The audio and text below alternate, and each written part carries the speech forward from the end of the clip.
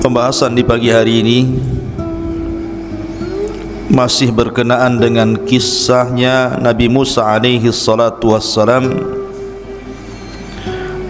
Kalau semalam bicara tentang Qarun, maka di pagi hari ini kita bicara tentang As-Samiri,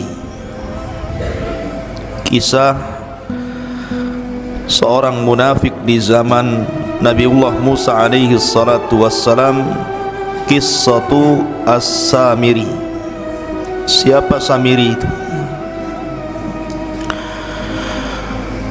Sebelum kita masuk pada kisahnya Samiri yang membuat patung seperti anak sapi yang kemudian disembah oleh Bani Israel, saya akan urut dulu kisahnya. Di dalam Al-Quran Allah subhanahu wa ta'ala berfirman, wa idh faraqna bikumul bahra fa anjaynakum wa aghraqna ala fir'auna wa antum tangdurun. Dan ingatlah ketika kami belah lautan untukmu, lalu kami selamatkan dirimu dan kami tenggelamkan Fir'aun dan para pengikutnya, sementara kalian menyaksikan dengan mata-mata kalian sendiri. Nabi Musa alaihi salatu wassalam ketika menyelamatkan Bani Israel dari perbudakan Fir'aun, maka Musa berhasil menyeberangkan Bani Israel dari Mesir mengarah ke Palestina melalui Laut Merah. Dan itulah mukjizat yang sangat masyhur dari Nabi Musa alaihi salatu wassalam, mampu membelah lautan dengan tongkatnya, tentu dengan izin Allah subhanahu wa ta'ala. Terbelah 12 jalan di lautan itu, karena Bani Israel 12 kabilah.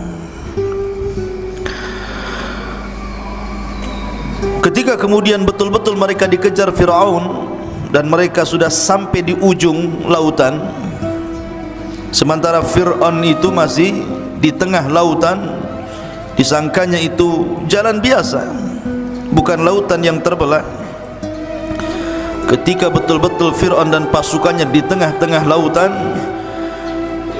maka Musa alaihi salatu wassalam ketika itu berada di sampingnya malakul Jibril, malaikat Jibril yang membentuk seperti manusia, menggunakan pakaian putih, kuda putih, serba putih.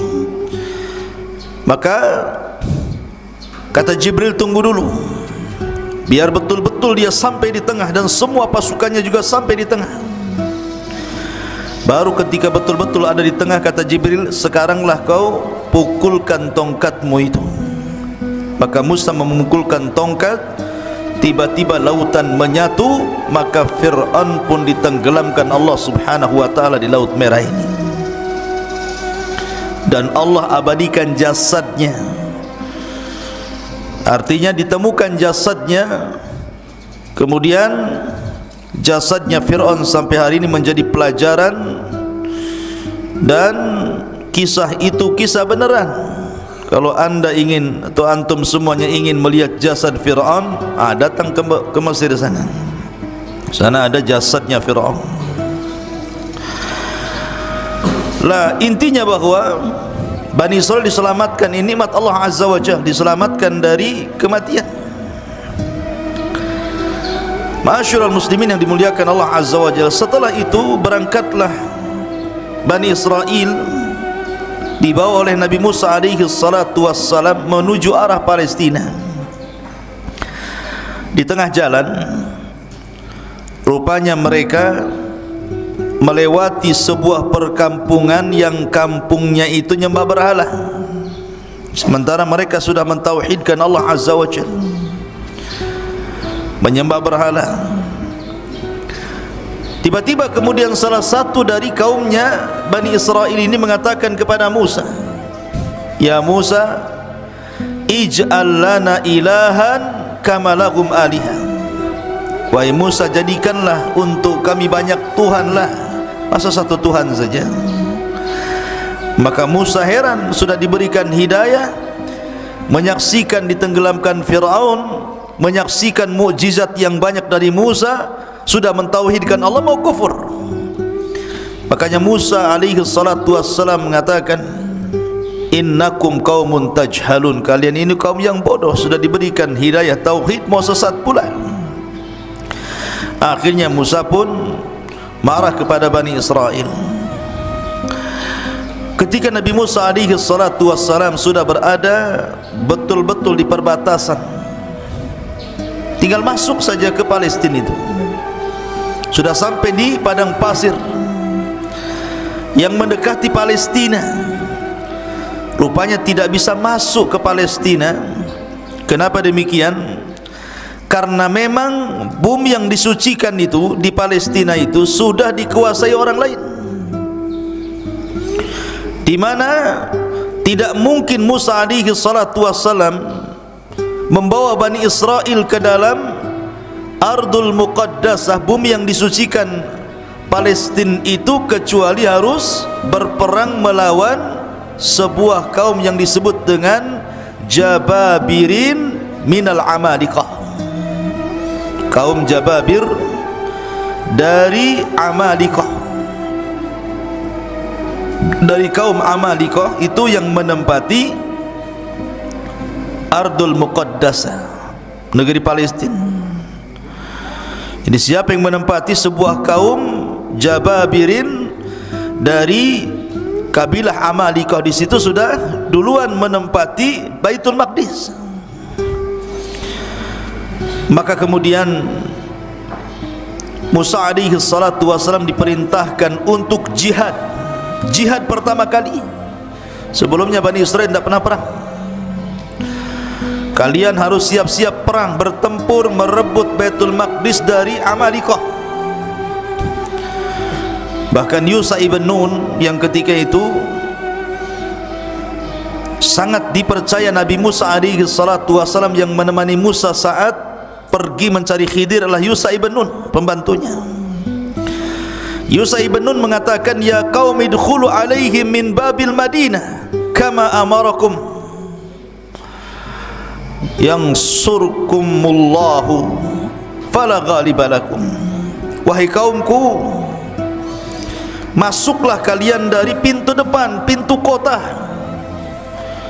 dan kalau seandainya kalian akan perang, maka Allah subhanahu wa ta'ala akan memberikan kemenangan dan tidak terjadi kekalahan kepada kalian. Tapi Bani Israel ini ketakutan, pengecut, tidak mau perang, takut mati.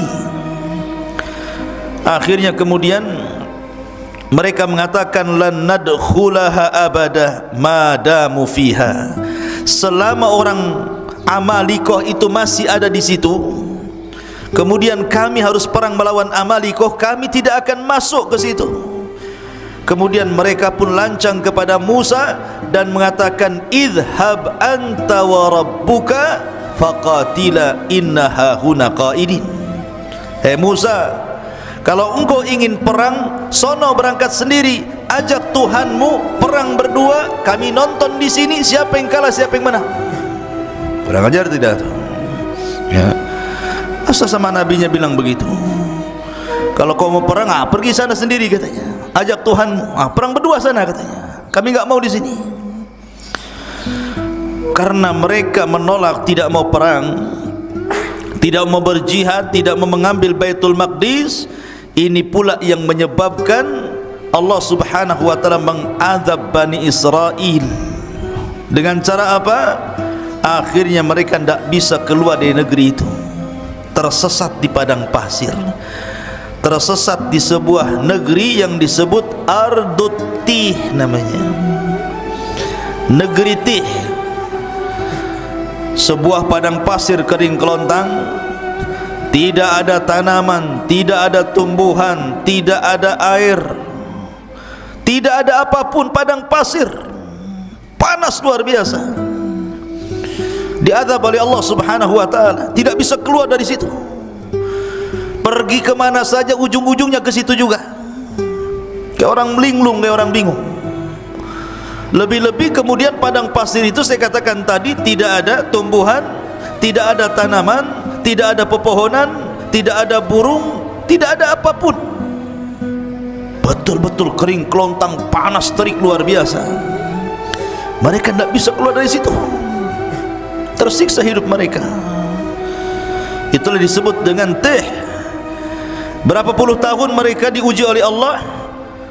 Fa innaha muharramatun alaihim arba'ina sanatan yatihuna fil ardi fala ta'sa 'alal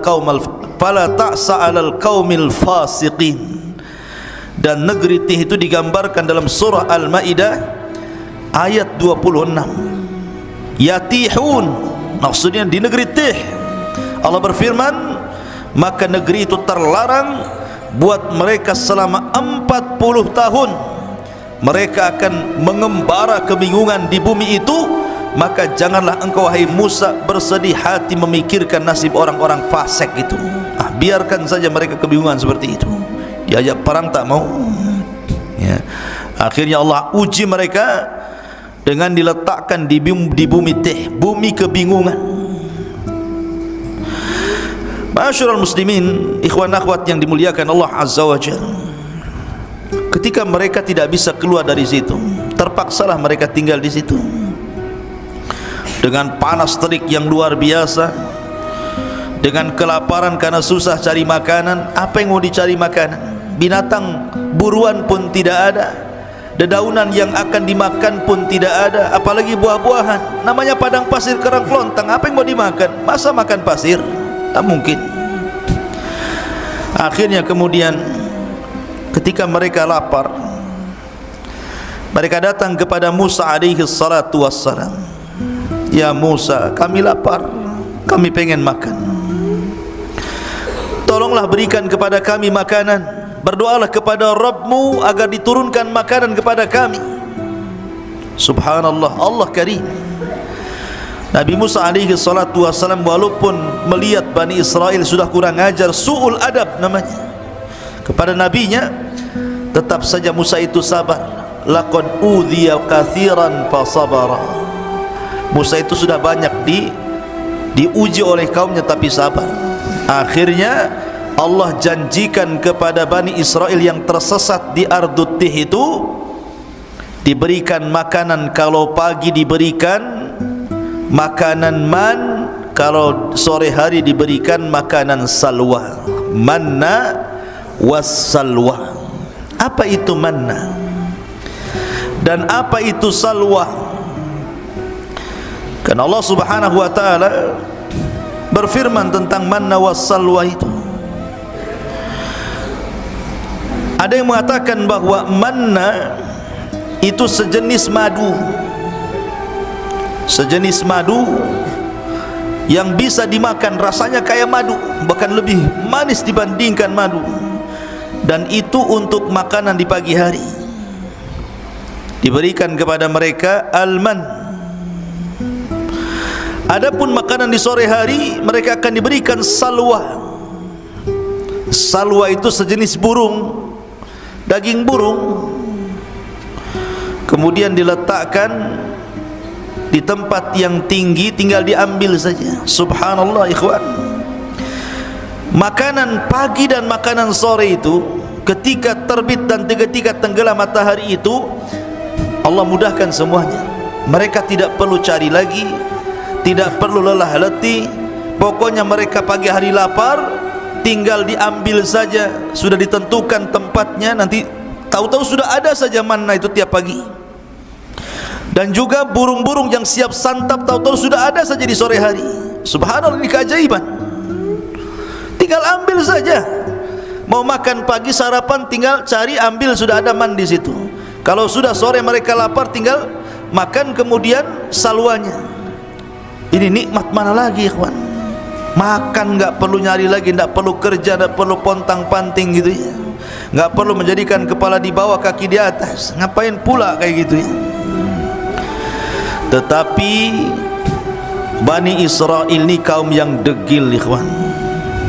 Gimana nggak degil? Mereka mengatakan, wa id qultum ya Musa lan nasbiru ala ta'amin wahid fad'u lana rabbaka yukhrij lana mimma tumbitul ardu min baqliha wa qithaiha wa fumiha wa adasiha wa basaliha. Apa kata mereka? Sudah enak dikasih manna wa salwa, tinggal ngambil makan. Itu makanan lezat, makanan diberkahi, enak luar biasa. Mereka mengatakan, hai Musa, kami tidak sabar, tidak tahan dengan satu macam makanan ini aja. Asyik salwa manna, salwa manna. Cobalah, kata Bani Israel, mohonkanlah untuk kami kepada Tuhanmu, hai Musa, agar dia mengeluarkan bagi kami dari bumi ini tumbuh-tumbuhan, yaitu sayur-sayuran, ketimun, bawang putih, kacang adas, bawang merah. Cobalah yang lain, yang seperti ini nih, maunya itu bawang-bawang, sayur-sayur, sayur bayam, sayur kangkung, bayam duri kan itu. Maunya itu yang gitulah. Manna wasal maka kami bosan katanya. Lihat bagaimana orang-orang Bani Israel ini aneh. Allah sudah berikan makanan terbaik, mau pula makanan-makanan yang rendah-rendahan. Makanya Musa mengatakan kepada Bani Israel, qala atastabdiluna alladhi huwa adna billadhi huwa khair ihbitu misra. Kata Musa alaihi salatu wassalam, kenapa kalian mengganti makanan baik dengan makanan yang rendah? Itu rendah itu. Bawang merah, bawang putih, sayur-sayur itu makanan rendah. Kau bisa datang kemana saja ada itu. Kenapa harus minta kepadaku? Tapi mana salwa ini tidak bisa dicari, karena itu makanan dari Allah subhanahu wa ta'ala langsung. Tapi kalau hanya bawang putih, bawang merah, kacang-kacangan, sayur-sayuran, kau tinggal pergi ke mana daerah di situ. Misron di sini bukan Mesir, tapi daerah mana saja itu mudah dicari. Kenapa pula kemudian kalian tidak mau memakan manna wassalwa lagi? Ihbitu misran fa inna lakum ma sa'altum. Pergilah kau ke sebuah desa atau kota atau daerah, pasti kamu akan memperoleh apa yang kalian minta. Sebab ini Allah mengatakan, dzuribat alaihimudz dhillatu wal maskanatu wa ba'u bighadabim minallah. Maka ditimpakanlah kepada mereka nista dan kehinaan, serta mereka mendapatkan kemurkaan dari Allah subhanahu wa ta'ala. Ketika mereka kehausan, mereka datang kepada Musa, ya Musa, kami haus, air sedikit, ini rebutan banyak orang nih. Maka Allah subhanahu wa ta'ala firmankan, wa idistasqa Musa liqaumihi faqul nadrib bi asaqal hajar fanfajarat min husnata asyrata ainan. Dan ingatlah ketika Musa memohon air untuk kaumnya, lalu kami berfirman, pukulkanlah tongkatmu pada batu itu, niscaya akan memancarkan padanya 12 mata air. Maka Musa pun kemudian memukulkan ke batu di padang pasir itu, keluar 12 sumur. Kenapa? Karena kabilah Bani Israel ada 12, jadi jangan rebutan. Kamu punya sumur masing-masing nih. Ya, kamu jangan kabilah ini, jangan kau minum di sini, sumurmu yang sana. Jadi jumlah sumur disesuaikan dengan jumlah kabilah. Kemudian mereka mengatakan, ya Musa, panas, ini padang pasir, nggak ada pohon untuk bernaung, kami hanya di tenda-tenda panas. Akhirnya mereka pun kemudian meminta kepada Musa alaihi salatu wassalam agar Allah menaungi mereka. Makanya Allah mengatakan, wa dhallalna alaikumul ghamam wa anzalna alaikumul manna wassalwa. Dan kami naungi kalian dengan awan. Tiba-tiba ada awan yang menghalangi antara kepala mereka dengan matahari, sehingga mereka tidak kepanasan lagi. Kurang apa nikmatnya Bani Israel? Mereka panas dikasih awan menaungi mereka sehingga tidak tersengat matahari. Mereka minum, Musa alaihi salatu wassalam kemudian memukulkan tongkat, keluar sumber mata air. Mereka lapar, Allah turunkan manna dan salwa. Dalam riwayat, mereka pun meminta baju, karena bajunya sudah lama mereka pakai gitu, enggak ganti-ganti. Tuh bayangkan, sampai minta baju, ya, baju lebaran. Sampai kemudian bukan hanya itu saja, mereka meminta macam-macam kepada Musa alaihi salatu wassalam. Tapi Musa itu memang nabi yang sabar untuk mengobati Bani Israel. Intinya, di bumi Tih ini mereka kesulitan. Lah setelah segala nikmat yang Allah anugerahkan di bumi Tih ini, dari silah Musa, karena lama, itu kan ujian bagi mereka selama 40 tahun. Musa tidak mungkin membiarkan mereka seperti itu. Musa harus membuat undang-undang, yang mana undang-undang ini bisa menertibkan kehidupan mereka. Maka Musa pun meminta kepada Allah untuk diturunkan undang-undang kepada mereka. Maka Allah janji untuk menurunkan Taurat kepada Musa asal Musa berangkat ke bukit yang disucikan Allah Azza wa Jalla, Bukit Tur, Bukit Sainah. Akhirnya Musa alaihi salatu wassalam diperintahkan Allah untuk berangkat selama 30 hari, meninggalkan Bani Israel untuk mendapatkan mandat Taurat. Ketika itu Bani Israel diserahkan kepada adiknya Harun. Berangkat Nabi Musa selama 30 hari. Ma'asyiral muslimin, ikhwan akhwat yang dimuliakan Allah Subhanahu wa taala. Maka selama 30 hari itu Nabi Musa berpuasa. Ada yang mengatakan 30 hari berpuasa itu bertepatan dengan bulan Dzulqa'dah. Satu bulan, bulan Dzulqa'dah, Nabi Musa berpuasa. Ketika sampai di bukit Tur, Bukit Sainah, maka Musa pun beriktikaf di bukit itu selama 30 hari 30 malam, berpuasa terus, tidak membatalkan puasanya, karena tahu akan berjumpa dengan Allah. Ketika sampai di tanggal 30, sebagaimana ditetapkan oleh Allah Subhanahu wa taala, tiba-tiba Nabi Musa membatalkan pula puasanya. Bukan tidak ada alasan, karena alasan Nabi Musa kenapa membatalkan puasa di hari ke-30, karena takut kalau seandainya dia bicara dengan Allah, mulutnya bau. Karena orang puasa itu kan mulutnya tidak sedap. Tiba-tiba ketika dia hendak membatalkan puasanya karena sebab itu, maka Allah Subhanahu wa taala melarang dan mengatakan, wahai Musa, jangan kau batalkan puasamu, fa inna luhufa fammis shaim atyab indallah min rihil miski.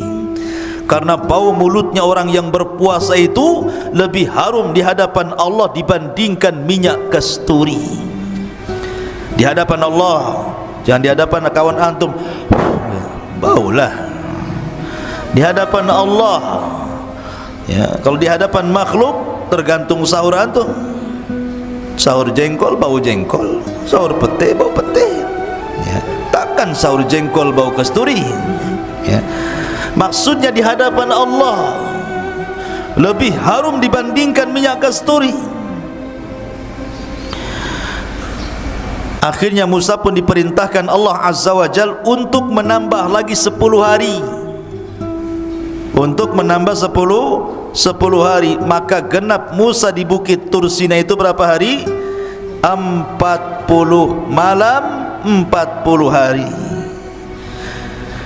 40 malam 40 hari Nabi Musa alaihi salatu wassalam berada di bukit Tur untuk mendapatkan mandat Taurat.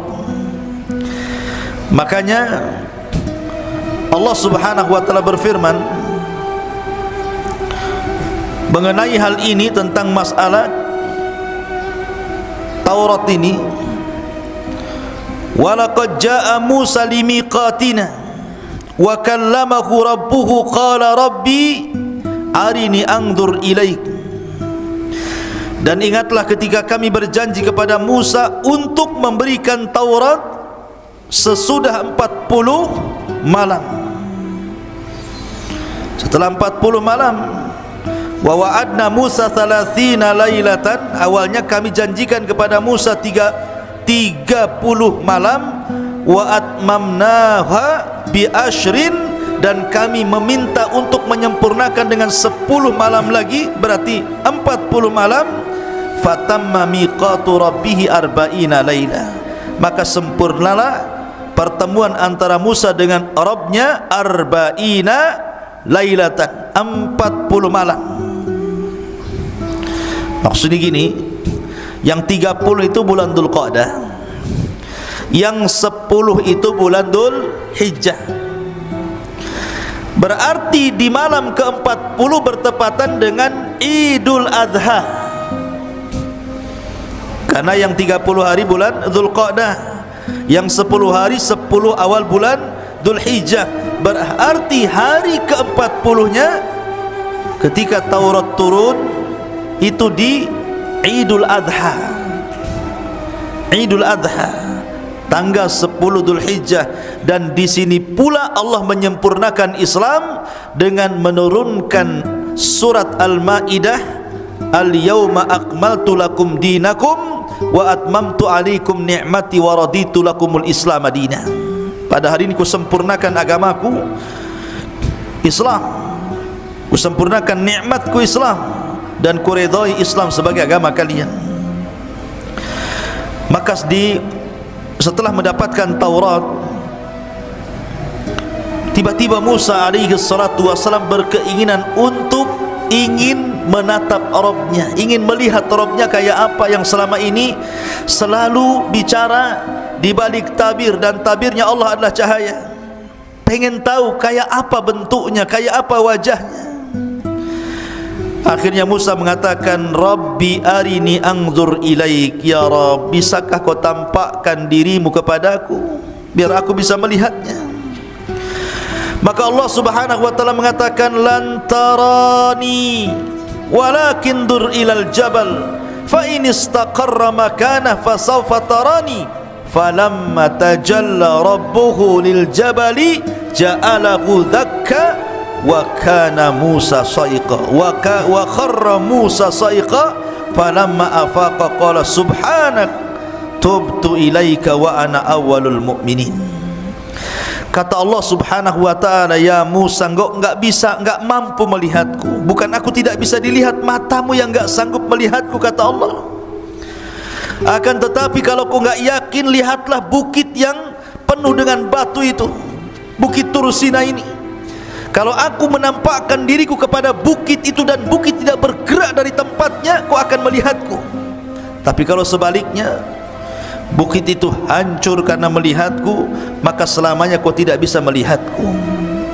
Falamma tajalla rabbuhu, ketika Rabbnya menampakkan diri lil jabali, kepada gunung, apa yang terjadi? Ja'alahu dzakka, tiba-tiba gunung gempa, hancur, lebur, berantakan. Wa kharra Musa sa'iqa, Musa terpental kemudian pingsan. Tiba-tiba Musa mengatakan, tubtu ilaika, aku taubat kepadamu ya Rabb. Falamma afaq, ketika dia sadar dari pingsannya, tubtu ilaik, aku taubat kepadamu ya Rabb. Wa ana awwalul mu'minin, aku beriman, tidak perlu kau tampakkan zatmu kepadaku, katanya. Lihat, dari sini menunjukkan bahwa Tuhan kita Allah tidak akan pernah terlihat di dunia. Kalau ada orang mimpi ketemu Allah, dustakan kemimpiannya. Oh, semalam saya bermimpi. Ya, ada apa? Ketemu Allah. Dusta kau. Itu aja. Karena dulu ada di Batam ini, orang ngaku-ngaku bisa melihat Allah di air yang dalam baskom. Jadi ada ajaran sesat di Batam dulu, kalau anda ingin melihat Allah, bayar 500.000. Masuk ke kamar, di situ ada baskom diisi air, entah komat kamit waswesnya apa gitu kan. Kemudian suruh dilihat, kau lihat situ, nanti kau akan melihat Allah di situ, katanya. Ya sampai anjing mencret pun nengok gitu, mana bisa? Nggak mungkin dilihat Allah itu. Ya, nengok aja air, nggak mungkin ada Allah. Allah tidak bisa dilihat. Jangan lagi kita. Nabi Musa alaihi salatu wassalam saja minta ditampakkan, Allah tidak sanggup. Gunung saja bisa hancur. Kalau seandainya Allah tampak dalam genangan itu, bisa hancur wajah kalian kan gitu, terbakar. Kalau sampai tabir Allah dibuka dari zatnya, terbakar syubuhatul ardh, satu bumi bisa terbakar, ikhwan. Cemana pula kemudian sok-sokan bisa melihat Allah? Penipu. Ya, ma'asyiral muslimin yang dimuliakan Allah azza wa jalla. Lah akhirnya kemudian Musa pun sebelum pulang diberitahu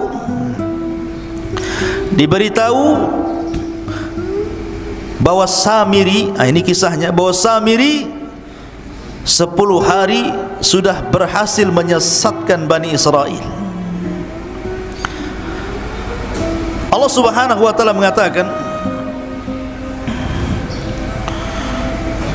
tentang kisah Samiri ini, wa ma'ajalaka an qaumika ya Musa, dan mengapa engkau datang lebih cepat dari kaummu hai Musa?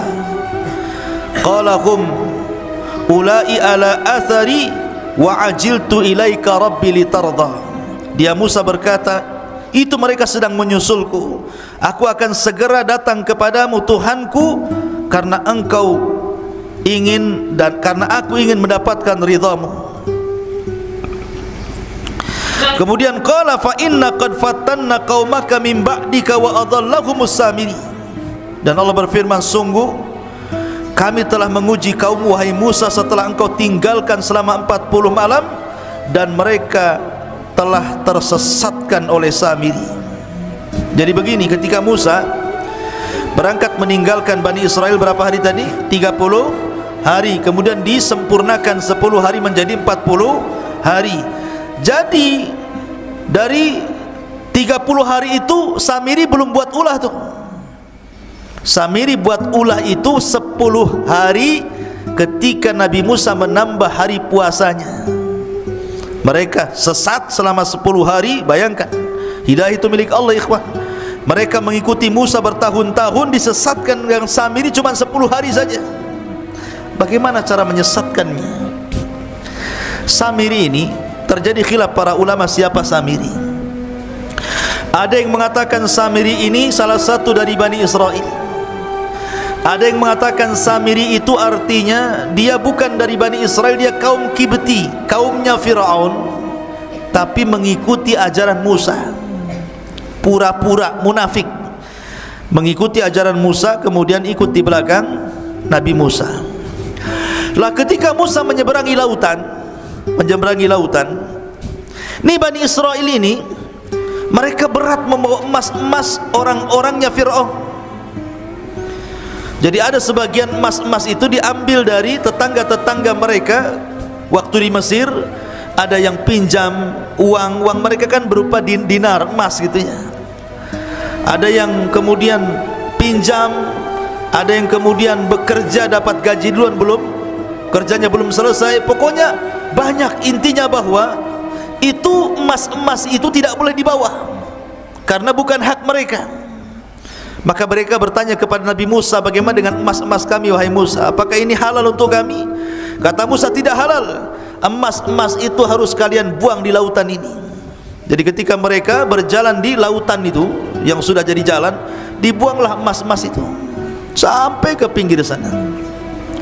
Lah Samiri melihat ada buang emas banyak-banyak. Oh, ini emas banyak, kenapa pula dibuang-buang katanya. Diambilnya, dikutipnya satu-satu, akhirnya dapatlah satu karung emas-emas yang dilempar-lempar itu.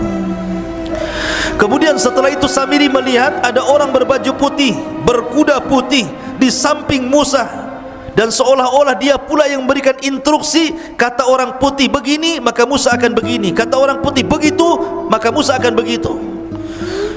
Samiri kaget, kenapa Musa diperintahkan orang itu? Nah, dari sini Samiri curiga, karena memang itu jelmaan malaikat, utusan Allah Azza wa Jalla. Diperhatikan terus orang ini. Kemudian diperhatikan kudanya, dan apabila kuda itu melangkah, bekas langkahnya itu, bekas pijakannya itu, tanahnya diambil sama dia. Diambil kemudian ditaruh di kresek di bawah. Jadi ketika Nabi Musa alaihi salatu wassalam berangkat meninggalkan Bani Israel, kemudian digantikan oleh Nabi Allah Harun alaihi salatu wassalam, maka mulailah berulah Samiri selama 10 hari ini. Emas yang tadi dikutip itu oleh Samiri kemudian dibakar, kemudian dicetak, kemudian jadilah anak sapi, patung anak sapi yang membentuk Samiri. Kenapa anak sapi? Karena orang-orang Mesir itu menjadikan sapi itu Tuhan. Makanya orang-orang India sampai hari ini ada orang yang nyembah sapi itu. Jadi daerah-daerah tertentu di India itu, kalau ada sapi kemudian masuk ke pasar, makan kangkung, makan bayam, jangan diusir, itu Tuhan lagi makan. Ya, macam-macam. Di India itu banyak, ya, sesembahan salah satunya sapi disembah. Ada juga yang nyembah ular sendok di sana itu. Ya. Jadi akhirnya kemudian dibentuklah patung anak sapi itu. Ketika sudah jadi patung anak sapi itu, kemudian ditenggerkan di tengah-tengah lapangan Bani Israel. Dia kan punya tanah itu bekas pijakannya kaki kudanya Jibril. Dimasukkan ke mulutnya tanah itu. Subhanallah, keajaiban. Tiba-tiba patung anak sapi yang terbuat dari emas itu hidup pula. Makanya Allah mengatakan lahu khuwar, hidup, tapi tidak sempurna, hanya mengeluarkan suara. Gimana suara sapi? Pi gitu. Bukan. Ya. Jadi keluar suara sapi. Lah, Bani Israel ini kaget, kok bisa patung terbuat dari emas berbentuk anak sapi diingatkan kepada sembahan orang-orang Mesir tiba-tiba hidup. Karena sebagian Bani Israel masih kurang mantap imannya. Kata Samiri kepada Bani Israel, lihat, ini Tuhan kita, anak sapi ini Tuhan kita, buktinya dia bisa bicara, katanya. Mereka mengatakan, lalu Nabi Musa siapa dan kemana? Bukankah dia ingin membuktikan ketuhanannya? Kata Samiri, Musa salah, yang benar ini Tuhannya, bukan apa yang didakwahkan Musa. Lihat, Musa salah tempat, jauh-jauh ke Bukit Tur untuk mencari Tuhannya, padahal Tuhannya ada di sini, katanya. Nih Tuhannya anak sapi ini. Dari situlah akhirnya ada yang mengatakan 70.000 sekian gitu Bani Israel pun murtad. 10 hari menyembah patung anak sapi. Ya, sebagian mereka murtad dan sebagian mereka bertahan. Ini enggak percaya, kami harus tanya dulu Musa, apakah ini Tuhan atau bukan. Yang sebagian lagi tetap mengatakan bukan Tuhan. Jadi manusia ketika itu terbagi menjadi 3. Ada yang tetap di atas tauhid, tidak mau menyembah patung anak sapinya yang dibuat oleh Samiri. Yang satu justru ada yang langsung menuhankan patung anak sapinya Samiri. Kemudian yang ketiga masih nunggu, masih ragu-ragu. Tunggu, tanya dulu, nunggu Musa datanglah. Kalau memang kata Musa ini Tuhan kami sembah, kalau enggak. Akhirnya kemudian Musa sudah diberitahu sama Allah bahwa kaumnya sudah disesatkan Samiri. Udah marah, pengen balik saja Musa tuh. Masalahnya Musa tidak mau menyalahkan Bani Israel, tapi mau menyalahkan abangnya Harun. Ngapain saja Harun itu? Masa baru ditinggal 40 hari sudah murtad? Akhirnya pertama kali dia marah kepada Harun. Datanglah Musa dari safarnya membawa papan Taurat. Faraja'a Musa ila qaumihi ghadbanan asifan. Qala ya qaumi alam ya'idukum rabbukum wa'dan hasanan afa atala 'alaikul ahdu am aradtum an yahilla 'alaikum ghadab min rabbikum fakhlaftum maw'idi. Musa pun mengatakan, kemudian Musa kembali kepada kaumnya dengan marah, bersedih hati. Musa berkata, wahai kaumku, bukankah Tuhanmu telah menjanjikan kepadamu sebuah janji yang baik? Apakah terlalu lama masa perjanjian itu bagi kalian? Atau kalian hendak agar kemurkaan Tuhan menimpa kalian? Mengapa kalian melanggar perjanjian denganku? Kemudian mereka mengatakan, qalu ma akhlafna mau'idaka bimalkina walakin hammalna auzaran min zinatil qaumi faqadhabnaha fakadzalika alqas Samiri. Mereka mengatakan, kami tidak melanggar perjanjian wahai Musa dengan kemauan kami sendiri, tetapi kami harus membawa beban berat dari perhiasan kaum Fir'aun. Kemudian kami lemparkan ke dalam api itu, dan demikian pula Samiri melemparkannya. Maka datanglah Musa kepada siapa? Kepada Harun. Ketika sampai saja depan Harun, langsung dijambak janggutnya, ditari kepalanya. Gini dah, gitu betul kan? Jadi dijambak rambutnya, ditari janggutnya, begitu. Musa itu Harun abangnya, kakaknya. Saking marahnya, pegang kepala, pegang jenggot, ditarik ke depan. Apa katanya Musa alaihi salatu wassalam kepada Harun? Mereka mengatakan, kenapa kau sesatkan Bani Israel, kata Musa. Maka Harun ini kan orangnya lembut, beda dengan Musa. Makanya Bani Israel tidak takut dengan Harun, hanya takut dengan Musa. Makanya Harun mengatakan, ya ibna la ta'khud bi lihyati wala bi ra'si, inni khashitu an taqula farraqtu baina Bani Israel walam tarkub qawli. Harun mengatakan, wahai putra ibuku, maksudnya Musa, janganlah engkau pegang janggutku, jangan pula kau pegang kepalaku, lepaskan. Aku sungguh khawatir engkau akan berkata kepadaku, engkau telah memecah belah Bani Israel dan engkau tidak memelihara amanahku. Artinya aku sudah berusaha menarik mereka ke dalam tauhid, tapi mereka ngeyel, degil. Macam mana harus aku lakukan? Mereka hanya takut kepadamu dan tidak takut kepadaku. Akhirnya ketika datang Samiri, Samiri pula menyesatkannya. Maka akhirnya dilepaslah Harun, kemudian mencari Samiri. Datangkan Samiri kepadaku.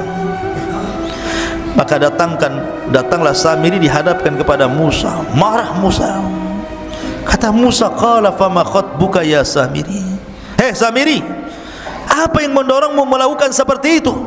Kenapa kau sesatkan Bani Israel? Kata Samiri, qala basartu bima lam yabsuru bi faqabadtu qabdatan min atharir rasul fanabattuha wa kadzalika sawwalat nafsi. Dengan entengnya Samiri mengatakan, aku mengetahui sesuatu yang tidak mereka ketahui, hai Musa, dan aku ambil segenggam tanah dari jejak Rasul, maksudnya Jibril, kakinya kudanya Jibril, lalu aku melemparkannya ke dalam api yang di situ sedang dicetak anak sapi Samiri. Demikianlah nafsuku yang memerintahkanku. Jadi ketika Musa, siapa atas perintah siapa kau lakukan itu, kata Musa, maka Samiri dengan tenang mengatakan, nafsuku yang memerintahkan. Subhanallah, dengan entengnya. Akhirnya kemudian Musa pun marah. Maka sebagai hukumannya, Nabi Musa alaihi salatu wasallam berdoa kepada Allah agar Samiri tidak boleh mendatangi manusia, dan manusia tidak mungkin mendatangi Samiri. Dia akan hidup sendiri selamanya. Ya, itu sebagai hukumannya, akan hidup sendiri. Manusia tidak bisa bicara, dia pun tidak bisa bicara dengan manusia. Tetapi memang Al-Quran dan Sunnah tidak menjelaskan kematiannya, karena Samiri habis itu diusir oleh Musa dan tidak diperkenankan untuk hidup di zaman di lingkungan Bani Israel. Sehingga ada yang menyangka bahwa Samiri adalah Dajjal di akhir zaman. Tapi kita katakan Dajjal bukan Samiri, dan Samiri bukan Dajjal. Dajjal lain orangnya, Samiri pun lain orangnya. Ya. Intinya bahwa Nabi Musa alaihissalam kemudian mengadab Samiri dengan cara berdoa kepada Allah agar dia tidak bisa ditemui manusia dan dia tidak bisa menemui manusia, sendiri hidupnya. Kemudian melihat Nabi Musa marah, maka mereka disuruh bertobat. Bani Israel yang menyembah patung anak sapi itu suruh tobat. Tiba-tiba kemudian diilhamkan kepada mereka untuk mengucapkan la illam yarhamna rabbuna wa yaghfir lana lanakunanna minal khasirin. Kalau Rabb kami tidak merahmati kami dan tidak mengampuni dosa-dosa kami, kami termasuk orang rugi. Terus itu yang dibicarakan oleh orang-orang yang menyembah patung itu. Masalahnya Musa mengatakan, aku datang sudah bawa papan Taurat ini, dan isi papan ini kalau sampai ada orang musyrik seperti kalian, hukumannya adalah saling bunuh-bunuhan. Kalian harus pulang, ambil bawa pisau dapur, tusuk-tusuk kalian, saling tusuk di antara kalian, saling bunuh di antara kalian. Itu tobatnya. Karena Allah mengatakan, wa idh qala Musa liqaumihi, wa idh qala Musa liqaumihi, dan ketika Musa berkata kepada kaumnya, ya qaumi innakum zalamtum anfusakum bittikhadikumul ijla fatubu ila bari'ikum faqtulu anfusakum dzalikum khairul lakum inda bari'ikum fataba alaikum ila akhiril ayat. Wahai kaumku, karena kalian sudah menzalimi diri kalian menyembah patung anak sapi, tobat kalian. Tapi tobatnya faktulu anfusakum, bunuh diri-diri kalian. Mak, tobatnya ngeri. Kalau antum di dalam Islam, kalau orang datang ke dukun kemudian menyesal, tinggal balik syahadat, balik ke Islam. Ini tidak. Kalau orang sudah melakukan kesyirikan, maka cara tobatnya harus saling membunuh. Anda bawa pisau dapur, saya bawa gergaji, berperanglah sampai mati, sampai dua-duanya mati. Dan itu lebih baik. Sebab kalau mereka menolak untuk saling membunuh, mereka pun akan mati juga. Karena ketika mereka menolak untuk saling membunuh, maka mereka teringat dengan Nabi Musa. Musa pernah mengangkat bukit Tur, kemudian diletakkan di atas kepalanya. Tobat atau dilempar bukit ini, katanya. Kalau tidak tobat, mati juga kena gunung. Kalau tobat, mati juga, sama-sama mati. Masalahnya kalau tobat mati, mati syahid.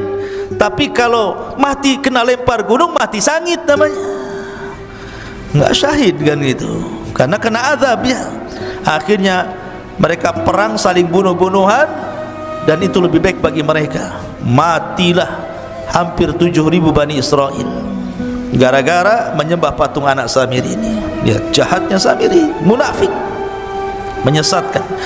Akhirnya kemudian Nabi Musa pun setelah kasus Samiri ini tetap masih tidak bisa keluar dari Ardut Tih itu, maka Allah Subhanahu wa taala takdirkan Musa pun meninggal. Tapi sebelumnya Harun meninggal, baru kemudian Musa. Bagaimana Harun meninggal? Dikatakan oleh ahli tafsir, jadi suatu ketika Nabi Musa dan Harun ini naik ke atas bukit, meninggalkan Bani Israel karena lelah gitu kan, ingin santai berdua saja, naik ke atas bukit. Tiba-tiba di atas bukit itu melihat ada pohon di situ. Kemudian tiba-tiba Harun alaihi salatu wassalam mengatakan, ya Musa, inni uhibbu an anama ala hadas sarir. Dan di bawah pohon itu kayak ada tikar, sudah ada tikar, ada pohon, ada tikar. Kata Harun, ya Musa, kayaknya saya ingin tidur di sini, katanya. Kata Nabi Musa, nam alaih, silahkan tidur. Tapi kemudian Harun mengatakan, inni akhafu ayyatiya rabbu hadal bait fayaghdhabu alayya. Tapi aku takut, wahai Musa, kalau seandainya aku tidur di sini, tiba-tiba Rabb pemilik rumah ini kemudian datang dan murka kepadaku. Kata Musa, la tarhab, jangan takut, aku akan melindungi dirimu, tidur saja. Kata Harun mengatakan, ya Musa, kau juga tidurlah di sini di sampingku. Jadi kalau ada apa-apa kau bertanggung jawab. Akhirnya kemudian Nabi Harun tidur, Musa pura-pura tidur. Rupanya Allah subhanahu wa ta'ala mengirim malakul maut. Ketika tidur itulah Harun dicabut nyawanya, kemudian diangkat ke langit dengan tikar-tikarnya sekali. Itu dalam sebuah riwayat yang dikatakan oleh Imam As-Sudi. Tapi dalam riwayat yang lain, riwayat Ali bin Abi Thalib radhiyallahu an, intinya ketika Harun dan Musa meninggalkan Bani Israel, tiba-tiba kemudian Allah mengurum malakul maut. Kemudian malakul maut ini mencabut nyawa Harun. Kemudian akhirnya malaikat ini membawa jasadnya, kemudian menguburkannya entah di mana, tidak ada yang tahu. Musa pun sedih, kemudian kembali menemui Bani Israel. Harusnya saat kesedihan ini dihibur, malah dituduh pula dia yang membunuh Nabi Harun. Ya, bayangkan. Bani Israel marah kepada Musa, kau bunuh Harun dia, katanya. Karena Harun itu nabi yang dicintai Bani Israel, orangnya lembut, maka dicintai, disukai Bani Israel. Kalau Musa itu orangnya keras, ditakuti Bani Israel. Jadi ketika berdua jalan ke bukit, kok pulang sendirian, tiba-tiba Harun tidak ada. Akhirnya mereka marah kepada Musa, aqaltalta Haruna ya Musa, kenapa kau bunuh Harun wahai Musa? Kata Musa, saya tidak bunuh Harun, dia meninggal. Akhirnya Musa pun berdoa kepada Allah agar dibuktikan jasadnya bahwa dia tidak membunuhnya. Akhirnya kemudian jasadnya diperlihatkan kepada Bani Israel. Baru Bani Israel yakin bahwa Musa tidak membunuh Harun. Memang sudah ajalnya. Dan setelah kemudian Harun meninggal dunia, giliran Musa. Tapi kisah meninggalnya Nabi Musa ini unik masalahnya. Disebutkan dalam hadis Abu Hurairah radhiyallahu an, Rasul yang mengatakan, jaa malakul maut, datang malaikat maut, ila Musa ibn Imran, menuju Musa ibn Imran. Faqala lahu, dan dia pun berkata kepadanya, aku utusan Rabbmu, dan engkau sudah saatnya harus meninggal wahai Musa. Marah Musa kepada malakul maut. Falattama Musa alaihi salatu wassalam aina malakil mauti fafaqaha. Tiba-tiba Musa menampar wajah malaikat maut, keluar kedua matanya. Coba, malaikat maut ditampar sama Musa sampai keluar kedua matanya. Dia bilang, kau mau nyambut nyawaku ya? Tampar akhirnya. Dia tidak tahu kalau itu betul-betul malakul maut, utusan Allah masalahnya. Hadis ini sahih. Maka akhirnya kemudian dikembalikan lagi kedua matanya, kemudian pergi lagi, terbang lagi menemui Allah Azza wa Jal, dan mengatakan, ya Rabb, Musa tidak mau dicabut, malah aku pula ditampar dia, katanya. Maka akhirnya Allah mengatakan, sudah, berangkat lagi kau Musa, aku yang utus engkau. Katakan kepada Musa, saatnya dia meninggal, usia dia sudah selesai. Maka faraja'a malakul maut, maka malakul maut kembali lagi menemui Musa alaihi salatu wassalam dan mengatakan, innaka dan dia mengatakan kepada Musa, wahai Musa, sesungguhnya aku diutus oleh Allah subhanahu wa ta'ala untuk mencabut nyawamu. Akhirnya kemudian Musa pun, karena ini tahu perintah Allah subhanahu wa ta'ala, maka dicabutlah nyawa Musa alaihi salatu wassalam. Sementara Musa berada di negeri linglung, negeri Tih, tidak bisa keluar dari situ. Maka Harun dan Musa sama-sama meninggal di Ardut Tih ini. Lalu siapa yang meneruskan tongkat estafet dakwah Musa? Pembantunya yang kemudian menjadi nabi, namanya Yusa ibn Nun. Yusa ibn Nun yang diberikan mukjizat oleh Allah, bisa menahan matahari. Bagaimana kisahnya? Jadi ketika kelompok-kelompok pengecut yang diajak perang itu sudah mati semuanya, generasi-generasi itu mati semuanya, datang generasi baru, anak-anak muda pemberani dipimpin Yusa bin Nun, baru mereka mau perang. Ketika itu mereka menyerbu orang-orang Amalika yang menguasai Al-Quds, Baitul Maqdis. Ketika kemudian peperangan hampir dimenangkan, tiba-tiba masuk di hari Jumat, sudah hampir tenggelam matahari. Dan mereka dilarang tidak boleh perang hari Sabtu masalahnya, karena hari Sabtu bagi orang Yahudi itu hari yang diagungkan. Makanya nanti kita akan kisahkan tentang kisah Ashabus Sabti, orang yang diadab di hari Sabtu. Jadi matahari tinggal tenggelam. Ini kalau tenggelam di Jumat sore berarti sudah masuk Sabtu, sementara ini sudah mau menang. Akhirnya berfikirlah Yusha ibn Nun, maka dia menatap matahari dan mengatakan, inni ma'mur kama annaki ma'mur. Aku diperintahkan Allah sebagaimana kau juga diperintahkan Allah. Tolong jangan tertenggelam dulu sampai Allah menangkan perangnya. Maka matahari di situ saja tidak bisa tenggelam, sampai perang betul-betul menang baru kemudian tenggelam. Maka ini mukjizatnya Yusha ibn Nun, bisa menahan matahari. Kalau antum jangan pergi matahari, ya tetap saja matahari pergi. Atau antum yang pergi ke matahari, kemana? Ke Nagoya sana, ada matahari ya. Tapi bukan matahari di atas ya.